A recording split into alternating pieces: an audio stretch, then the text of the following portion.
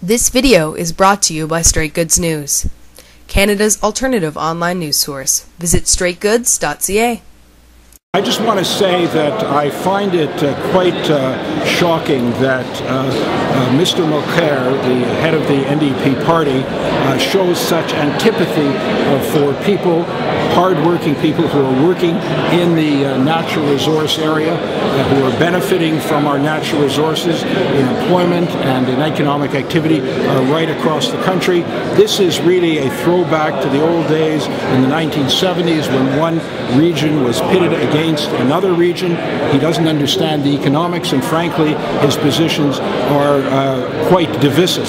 I have seen firsthand, when I've traveled across this great country, how natural resources form the backbone of our economy, over 11% of our GDP. I've been to Toronto, I've been to Regina, I've been to Thunder Bay, and I've been right across the country where I've seen people working in manufacturing, in the resource sector, in the service sector, benefiting directly from our natural resources.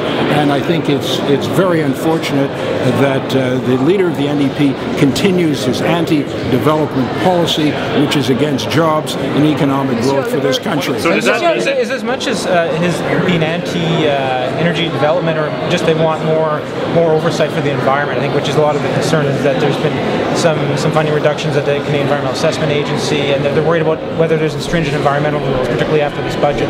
Well, their position hasn't changed from before. We even talked about improvement in the regulatory system. They were anti all the developments that we're talking about, anti-Keystone, anti-Northern Gateway, anti every major development policy that I think we've talked about. So they're using this attempt to modernize our regulatory system and make it competitive for the 21st century. They're just using that as another excuse to continue to perpetuate their anti-development policies. There's expected to be a record number of applications for the energy industry because of the boom that seems to be going on. Are you confident that the NEB and the Canadian Environmental Assessment Agency have the resources to actually do adequate environmental oversight with everything going on? Yes, they do. In fact, more money has been put into the Environmental Assessment Agency, contrary to what we've heard from the NDP. We're looking at well over 500 projects totaling over $500 billion in the next 10 years, and the regulators will have adequate resources to, in a very scientific, independent way, assess each of those projects. Nothing will go ahead unless it's safe for Canadians and safe for the environment. Sorry, I just wanted to get back to you. Yes. I mean, in your mind, what does this say about the NDP? Are they insulting Western Canadians, or how would you? What's the headline from you? Well, they're denigrating the interests of Western Canadians and other Canadians who benefit directly from and indirectly from the oil sands. Sorry, can you say that again? I missed it because they were laughing. I don't know if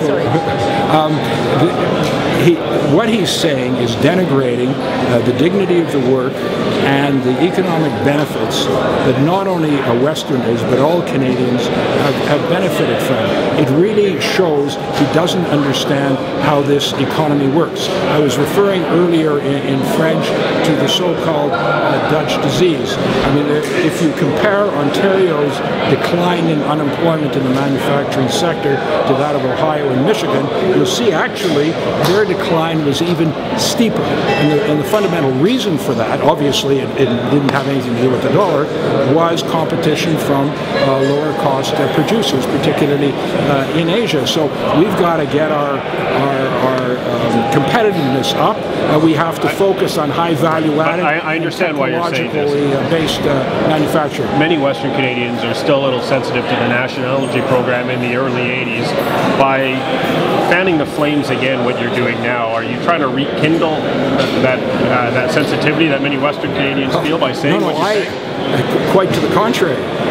It's Mr. Mulcair who is apparently wanting to rekindle that for whatever political reason or ideological reason. I don't know. But what I'm saying is that we can have a prosperous country, and we will have a prosperous country. And in fact, our prosperity and security depends on the responsible development of our resources, and that will benefit every region of the country.